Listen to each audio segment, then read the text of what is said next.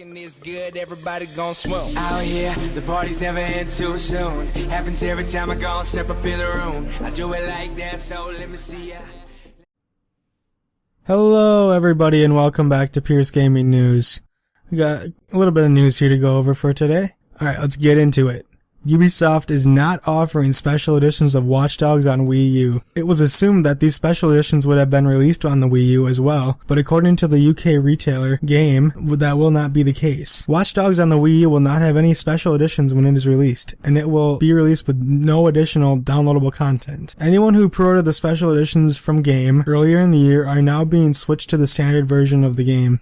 So, PlayStation Home is coming to an end everywhere. Sony announced today that it is closing PlayStation Home on March 31st, 2015. The virtual community that first debuted on PlayStation 3 back in 2008. Sony says it will stop releasing new content November 12th, but the gamers in the United States, Canada, and Europe can still download digital items until December 3rd. The publisher originally intended PlayStation Home to act as a hub where gamers could gather, chat, and start up other PS3 games. It caught on with a small but dedicated audience, many of whom spent a significant amount of money on digital clothing and furniture. A quote that was on the PlayStation forum: "As a token of our tremendous gratitude to the community, we will also be releasing a series of free content prior to the platform's closure on March 31st, 2015. We would like to thank all of our fans for their support of the PlayStation Home platform over the years." Next, we got Xbox One Sunset Overdrive runs in 900p and 30 frames per second. Islamic Games' expansive open-world game Sunset Overdrive will output at 1080p and 60 frames per second, studio president Ted Price confirmed on Thursday.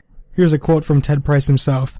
"This is a game with a lot on the screen, and we made the choice to be at 900 because we wanted to push the level of detail, action, and size of the city, and the views you can experience as you move around," he told IGN. So Sunset Overdrive comes out October 20th exclusively on the Xbox One, though a PC version has not been ruled out at all. Next up is the Xbox One PS4 closed beta for The Crew. Starts on September 30th. The beta, which is already held on PC, sounds quite extensive. In the beta, you can explore the entire United States with no loading screens whatsoever, and participate in various missions and skill challenges, as well as free roam.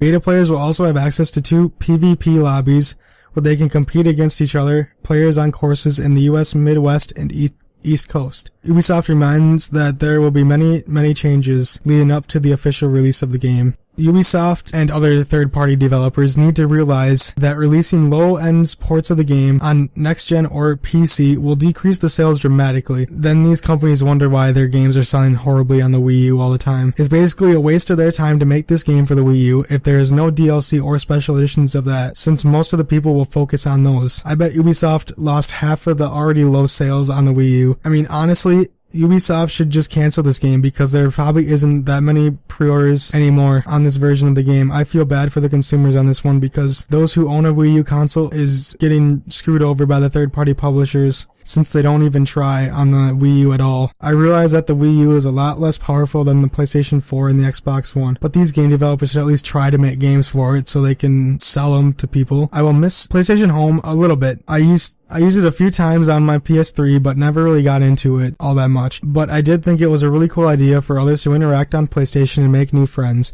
I think I might have bought a couple items on there, but I really never met anybody off of there to play games with or anything. I think it kind of went downhill since a lot of the people didn't really seem like they were interacting, from my personal experience, by the way. I might go back on there to check it out again before it's gone forever, because it was a pretty cool idea. I just never really played it all that much because nobody ever would talk with me. As far as Overdrive goes, it's pretty bad when developers have to make up excuses to protect their resolution problems. They might be telling the truth on this one, but from past games that were released, it's because they couldn't maximize the power of the console. Don't get me wrong, I think Sunset Overdrive looks fantastic, but in the end, resolution doesn't even matter because when you're playing the game, you don't even look for that or even care about it anymore. It's just a clickbait, basically, on the internet. Who cares? Ooh, a little bit different pixels. It's not going to make that much of a difference when you're actually playing the game. So, basically, that is thrown out the window for Sunset Overdrive. Who cares? This fanboys go over with the P resolution because, oh my god,